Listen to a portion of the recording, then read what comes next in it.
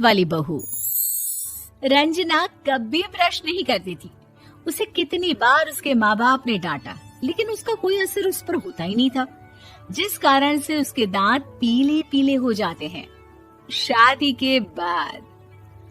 अरे बहू, वैसे तो तुझ में कोई कमी नहीं है, पर तेरे दांत इतने पीले कैसे हैं बेटा? कैसे मतलब? कोई सर्जरी थोड़ी ना कराई है। वो तो क्या नाम, मैं ब्रश नहीं करती थी तो पीले हो गए। अब क्या करूं? आप कहें तो लाल करवा लूं या फिर काले? यार ये क्या है, क्यों माँ से लड़ रही हो? लड़ रही हूँ? अरे मैं लड़ रही हूँ या ये बोल रही है कि दांत पीले हैं, पीले। अरे तपस्या थोड़ी ना की है इन्हें पीले करने के लिए। बकायदा ब्रश नहीं किया है 20 साल तक, तब जाकर। छी, कैसी बात कर रही हो? ये उस वक्त तो पीले नहीं थे जब हम लोग तुम्हें देखने आए थे। अरे तब साफ करवा लिया होगा डेंटिस्ट के पास जाकर। अब देखो कैसे पीले पीले लग रहे हैं। रंजना सास की तरफ गुस्से से देखती है। फिर शुरू हो गई पीले पीले पीले। अरे पीले तो तब भी थे जब मेरे हाथ का रसगुल्ला उड़ा उड़ा कर खा रही थी और बोल रही थी, लड़की नहीं गुणों का खजाना दे रहे भाई साहब आप। खैर, अब वो लोग करते भी तो क्या करते, पीले दांत वाली बहू पल्ले पड़ी थी तो झेलना तो था ही। एक दिन कीर्तन में रंजना गाना गा रही थी। अरे कमला बहन, माँ का द्वार है, यहाँ तो सब शुद्ध होकर आते हैं, फिर अपनी बहू को ब्रश भी नहीं करवाती तुम। दूर से पीले पीले दांत भक्ति में बाधा उत्पन्न कर रहे हैं। अरे कोई 2 साल के बच्ची थोड़ी ना लेकर आई हूँ मैं बहू बनाकर। अच्छी खासी लड़की है, अरे कैसे करवाऊं ब्रश? ये तो उसे खुद करना चाहिए ना।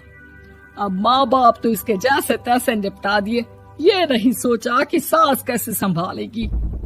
सास बहू को लेकर घर आ जाती है, लेकिन सोच लेती है कि अब इसे लेकर कहीं नहीं जाएगी।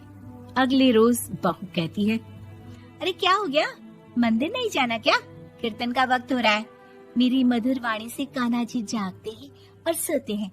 आप तो जानती है ना उनकी भक्ति में कितना मन लगता है मेरा। वो क्या है ना, तबीयत ठीक नहीं लग रही है मेरी, आराम करूंगी मैं। तबीयत ठीक नहीं लग रही? अभी तो मिथुन के गाने पर नाच रही थी आप, और अब बोल रही है कि तबीयत ठीक नहीं लग रही। अरे भक्ति में मन लगा लो सासू माँ, ऊपर जाना है, क्या मुंह दिखाओगी आप? हाँ? सास को बहू की बात पर गुस्सा आ जाता है। मैं क्या मुंह दिखाऊंगी, इसकी चिंता तो ना कर, समझी? अपने मुंह की चिंता कर, जो ये पीले पीले दांत लेकर हर जगह पहुंच जाती है। पता है लोग कितना मजाक बनाते हैं। ना जी ना, मैं नहीं जाना कहीं तेरे साथ। तो ये बात है। कोई ना, मत जाओ, मैं अपने कमरे में ही बैठकर भक्ति कर लूंगी। ऊपर वाला दांत थोड़ी ना देखता है, मन देखता है, भावना देखता है। और अरे बस बस, तू सब कुछ दिखा, बस ये सफेद चमकदार दांत ना दिखाना किसी को, है? जा यहाँ से। बहू को सास की बात का कोई फर्क नहीं पड़ता, वो तो जैसी थी वैसी ही रह जाती है। सुबह नहाकर किचन में खाना बनाना, फिर खाना खाना, कीर्तन भजन करना और सो जाना। एक दिन, माँ जी मैं सहेली के घर जा रही हूँ, शाम को लेट आऊंगी। हाँ हाँ तो जाना, मैंने कौन सा तेरी आरती करनी है घर पर बैठकर। रंजना सहेली के घर जाती है, जहाँ वो पार्टी में जाने की तैयारी कर रही होती है। अरे शिखा, कहाँ जाने की तैयारी कर रही है? मैं गलत वक्त पर आ गई क्या? अरे नहीं यार, उल्टा सही वक्त पर आई है। मैंने ये साड़ी और ज्वेलरी निकाली है यार, शाम को इनके ऑफिस की एक पार्टी में जाना है। बताना कैसा लग रहा है ये सब? नहीं यार, इस ड्रेस के साथ तो वो वाली ज्वेलरी अच्छी लगेगी। हाँ हाँ सही बोल रही है, मैंने ध्यान ही नहीं दिया। वैसे तो हमेशा से मस्त फैशन सेंस रखती है। तो बड़ा जाती होगी ना पति के साथ पार्टी में। रंजना कुछ नहीं बोलती, बस सोचती है कि यार काश ये बात सही हो जाती, पर मैं क्यों नहीं जाती पार्टी में? क्या इन लोगों की कोई पार्टी होती नहीं होगी? रंजना घर आती है और रात में पति से सवाल करती है, एक बात बताइए, आप मुझे किसी पार्टी में क्यों नहीं ले जाते? क्या आपके यहाँ ऑफिस में पार्टी नहीं होती?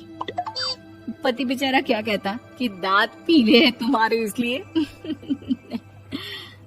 अरे कोई पार्टी होती नहीं हम लोगों के ऑफिस में, तो कहाँ से लेकर जाऊं? और मार्केट, मॉल, कहीं वीकेंड घूमना, कहीं तो। अरे यार, सारे हफ्ते में एक छुट्टी मिलती है, तो सोचता हूँ कि आराम ही कर लूं। क्यों? रंजना मन मार के रह जाती है।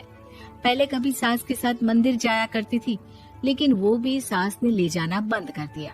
घर बैठी बैठी रंजना बोर हो जाती है। तभी उसे आइडिया आता है और वो मायके जाने का सोचती है। सासू माँ, 2 दिनों के लिए मम्मी के घर जा रही हूँ। अच्छा अच्छा, ठीक है, आराम से जा। और हाँ, माँ से कुछ अच्छी आदत सीख कर आना कि कैसे शरीर के हर भाग की तरह दांतों की सफाई भी जरूरी होती है, समझी? शुरू हो गई ना आप। वो लोग आपकी तरह नहीं है कि छोटी छोटी बात का बतंगड़ बना दे। उन लोगों के लिए मैं मायने रखती हूँ, ना कि मेरे पीले पीले दांत। रंजना माँ को बिना बताए उन लोगों को सरप्राइज देती है, लेकिन जैसे ही वो दरवाजे पर पहुंचती है, अंदर देखती है कि घर वाले कहीं जा रहे होते हैं।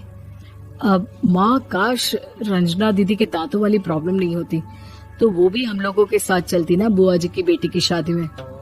हाँ बेटा, लेकिन अब उसे कौन समझाए कि उसको उसके पीले दांत नहीं दिखते, लेकिन उसके आसपास के लोगों को कितना एम्बैरेसिंग फील कराते हैं।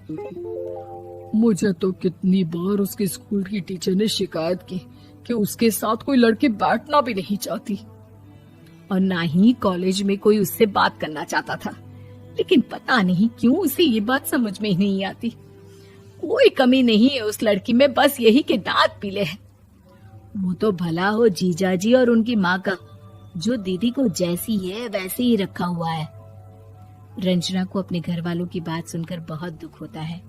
वो सोचती है कि वो क्या करे, लेकिन फिर वो सीधा डेंटिस्ट के पास जाती है, अपने दांत चमकाती है और कसम खाती है कि वो रोज ब्रश करेगी। अरे क्या हो गया? तुम तो 2 दिनों के लिए गई थी ना। पर कोई ना, अच्छा है, चलो आ गई तो। रंजना सास के सामने आकर खड़ी हो जाती है और पूरी स्माइल करती है, उसके चमकदार दांतों को दिखाती हुई। हैं? चले मंदिर। माँ, मुझे माफ कर दीजिए, मैंने आप लोगों को बहुत एम्बैरेसिंग फील करवाया। मैं आज से रोज ब्रश करूंगी। पार्ट 2। अब तक आपने सुना कि कावेरी जी अपनी तीनों बेटियों ईशा, मोहिनी और सुहाना की शादी 3 घर जमाई लड़कों के साथ करवा देती है। उन्हें लगता है कि ये लड़के शायद घर का कामकाज संभाल लेंगे, लेकिन उनके तीनों घर जमाई बहुत आलसी थे। वो नौकरी भी नहीं करते थे और बाहर का काम भी नहीं। कावेरी जी ने अपनी बेटियों से कहा कि वो प्रेगनेंसी का बहाना बनाकर अपने पतियों को सबक सिखाए। अब सुनिए आगे। मम्मी, आपने जैसा कहा था हमने वैसा ही किया, लेकिन देखिए ना, विवेक का हाल तो वैसा का वैसा ही है। घर में ना सुबह का नाश्ता बनता है और ना खाना। नौकरी पर जाने की बात करूं तो खाने को दौड़ते हैं मुझे। हाँ मम्मी, मैंने भी सुमित को कितनी बार कहा कि अगर नौकरी नहीं करनी तो कोई छोटी सी दुकान ही खोल लो, घर का खर्चा कैसे चलेगा। देखो दोपहर के 12 बजने आए और जनाब अभी तक सो रहे हैं। हाँ मम्मी, ईशा और सुहाना ठीक कहती हैं। अविनाश का भी यही हाल है। जब मैंने अपनी प्रेगनेंसी के बारे में कहा तो मुझसे कहने लगा, अरे दूसरी लड़कियां तो 9-9 महीने तक नौकरी करती है, बस डिलीवरी के टाइम छुट्टी लेती है। मोहिनी, तुम भी नौकरी करो। अब मुझे कहाँ नौकरी मिलेगी। मम्मी बताओ अब मैं क्या करूं। हे भगवान, क्या सोचकर घर जमाई दामाद लाई थी मैं कि मेरी बेटियां मेरे पास रहेंगी और खुश रहेंगी, लेकिन इन आलसी दामादों ने तो हमारी जिंदगी को भी प्रॉब्लम में डाल दिया है। मैं तो कहती हूँ मम्मी, हम लोग वापस अपनी जॉब पर जाना शुरू कर देते हैं। बता देते हैं इन लोगों को कि हमने प्रेगनेंसी का बहाना किया है। नहीं नहीं बेटा, ऐसी गलती भी मत करना। अगर तुमने ऐसा किया तो इन तीनों की आदत और खराब हो जाएगी। अरे आज नहीं तो कल कभी तो तुम प्रेग्नेंट होगी, तब वापस यही प्रॉब्लम आएगी, तब क्या करोगी तुम तीनों। हाँ मम्मी, आपकी बात तो बिल्कुल सही है। इन लोगों को तो सुधारना ही पड़ेगा। लेकिन कैसे? अपने बच्चों के आने की खबर सुनकर भी इन लोगों पर कोई असर नहीं हो रहा। पैसे कमाने के लिए घर से बाहर निकलना ही नहीं चाहते ये तीनों। अब मेरे दिमाग में एक प्लान आया है, तुम तीनों चिंता मत करो। उन तीनों को बुलाओ, फिर मैं बात करती हूँ। थोड़ी देर बाद कावेरी जी अपने तीनों दामादों को सामने बुलाकर अपनी बात कहना शुरू करती हैं। अविनाश, सुमित और विवेक, देखो बेटा, मैं ना तुम तीनों से बड़ा प्यार करती हूँ, इसीलिए तो तुम्हें घर जमाई बना कर रखा है मैंने। अरे मम्मी जी, सीधे सीधे कहिए ना, क्या बात है? प्यार तो हम भी आपको बहुत करते हैं। अरे मम्मी जी, आपकी इज्जत भी बहुत करते हैं। अरे भाई, आपके जैसी सास और कमाने वाली बीवी सबको मिलती है क्या? हाँ मम्मी, विवेक और सुमित ठीक कह रहे हैं।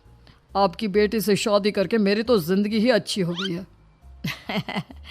जानती हूँ मैं, और ये भी जानती हूँ कि तुम तीनों अपनी अपनी बीवियों से बहुत प्यार करते हो।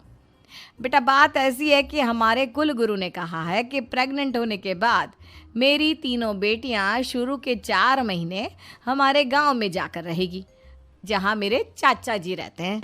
अरे लेकिन क्यों मम्मी, गांव में जाकर रहने की क्या जरूरत है इन तीनों को? वो क्या है ना बेटा, हमारे परिवार को एक श्राप है। अगर मेरी बेटियों ने यहाँ पर बच्चा पैदा करने की कोशिश की तो उनके बच्चों को कुछ भी हो सकता है। इसलिए अब से लेकर 4 महीने पूरे होने तक इन्हें गांव वाले घर में रहना पड़ेगा। हाँ, तो इसमें प्रॉब्लम क्या है मम्मी जी? हम भी वहाँ जाकर रहेंगे, पिकनिक मनाएंगे। अरे भाई, बीवी जहाँ हम भी वहाँ। हाँ यार, आइडिया तो बहुत अच्छा है। शहर की ज़िंदगी में रह रहकर परेशान हो चुके हैं, अब कुछ दिन गांव में बिताएंगे। तुम लोग समझने की कोशिश क्यों नहीं करते? तुम में से कोई भी वहाँ नहीं जा सकता, और मैं यहाँ रहूँगी ना तुम तीनों के साथ। 4 महीने की तो बात है, उसके बाद ये तीनों ही लौट कर आ जाएंगी। ठीक है मम्मी जी, अब हमारे बच्चों का सवाल है तो ये तो करना ही पड़ेगा। कावेरी अपनी तीनों बेटियों को कुछ दिन के लिए घर से बाहर कहीं दूसरे शहर में रहने के लिए भेज देती है। कुछ दिनों के बाद, अरे मम्मी जी, बहुत दिन से पिज्ज़ा नहीं खाया, मंगवाइए ना। क्या बताऊं बेटा, पहले तो बेटियां खर्चा दे देती थी क्योंकि उनकी नौकरी थी, लेकिन अब तो मेरे पास पैसे ही नहीं बचे। थोड़े बहुत पैसे हैं जो बच्चों की डिलीवरी में काम आएंगे। लेकिन मम्मी जी, आपकी बेटियों को वापस आने में तो अभी बहुत वक्त बाकी है। वही सोच सोच कर परेशान हो रही हूँ। सोच रही हूँ कल से दूध भी बंद करवा देती हूँ। अब दूध वाले को देने के लिए पैसे भी तो नहीं है ना। अरे नहीं नहीं मम्मी जी, अगर दूध भी बंद करवा दोगी तो मुझे चाय कहाँ से मिलेगी? और चाय के बिना मैं तो मर ही जाऊंगा। क्या करूं बेटा, इसके अलावा हमारे पास कोई ऑप्शन नहीं है। मेरे पास पैसे ही नहीं बचे। इस तरह कावेरी जी धीरे धीरे अपने तीनों दामादों को पैसे देना बंद कर देती हैं और घर में खाने पीने की चीजें लाना भी बंद कर देती है। अब वो तीनों बुरी तरह से परेशान होने लगे थे और इसलिए एक दिन तीनों प्लान करके घर से बाहर निकलते हैं और बाजार में जाने के बाद, यार अच्छा खाना खाए हुए कितने दिन हो गए, पता नहीं कब अच्छा खाना मिलेगा। हमारी बीवियों के जाने के बाद तो हमारी हालत भिखारियों जैसी हो गई है यार। कुछ भी हो, मुझे तो आज पिज्ज़ा खाना ही खाना है। जेब में 1 रुपया नहीं है और पिज्ज़ा खाएगा, कहाँ से आएंगे पैसे? अरे देख, वहाँ सामने बोर्ड पर क्या लिखा हुआ है, कंप्यूटर पर काम करने के लिए एक आदमी की आवश्यकता है। भाई मैं तो जा रहा हूँ, काम करूँगा और शाम तक पैसे लाकर आराम से पिज्ज़ा खाऊंगा। जा जा, तुझे कोई काम नहीं देने वाला, हम तो घर जा रहे हैं। चल भाई सुमित।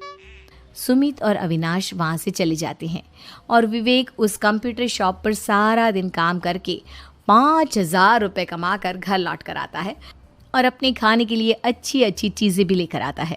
ये देखकर विवेक और सुमित के दिल में भी कुछ पैसे कमाने की इच्छा जागती है। अरे सुबह सुबह कहाँ चल दिए तुम? मम्मी जी, एक बहुत अच्छी जगह मिली है, कंप्यूटर पर काम करने के 5,000 मिले थे कल मुझे। अगर रोज़ काम करूँगा तो पूरे 40,000 की तनख्वाह। अरे वाह, ये तो बहुत अच्छी बात है दामाद जी, आपको जाना ही चाहिए। सुमित और अविनाश विवेक को इस तरह तरक्की करते देखकर परेशान हो जाते हैं और वो दोनों भी काम की तलाश में निकल पड़ते हैं। धीरे धीरे उन दोनों को भी काम मिल जाता है। अब कावेरी के तीनों दामाद छोटी मोटी नौकरी करके अच्छा पैसा कमाने लगे थे। एक दिन कावेरी उन्हें अपने पास बुलाती है। अरे वाह, विवेक 40,000 कमा लेता है, अविनाश 60,000 और सुमित तुम भी 40,000 के आसपास कमा ही लेते हो। कुल मिलाकर तुम अच्छे खासे पैसे कमा रहे हो बेटा। हाँ मम्मी जी, बहुत मजा आता है जब महीने के एंड में मोटी रकम हाथ में आती है। पूछिए मत मम्मी जी, घर में रहकर रोटी बना बना कर और तो जैसा महसूस होने लगा था मुझे तो। हाँ बेटा, तुम तीनों की बात तो बिल्कुल ठीक है। और जानते हो, अब तुम तीनों की पत्नियां भी वापस लौट कर आने वाली है। लेकिन मम्मी जी, अभी तो उन्हें गए सिर्फ 2 महीने हुए हैं। आपने तो कहा था वो 4 महीने के बाद लौट कर आएंगी। ऐसा कुछ नहीं है बेटा, मैं सिर्फ तुम तीनों को सबक सिखाना चाहती थी कि आदमी घर में बैठकर बीवी की कमाई खाता हुआ अच्छा नहीं लगता। इस दुनिया में हर इंसान को मेहनत करनी चाहिए, काम करना चाहिए, चाहे वो औरत हो या आदमी, ताकि अपने परिवार को संभाल सके। कावेरी की बात सुनकर उन तीनों को अपनी गलती का एहसास होता है और कावेरी उन्हें सच बता देती है कि ईशा, सुहाना और मोहिनी शहर में ही कहीं दूसरी जगह रह रहे थे। शाम के वक्त उन तीनों की पत्नियां लौट कर आ जाती है और कावेरी जी का परिवार एक खुशहाल परिवार की तरह रहने लगता है।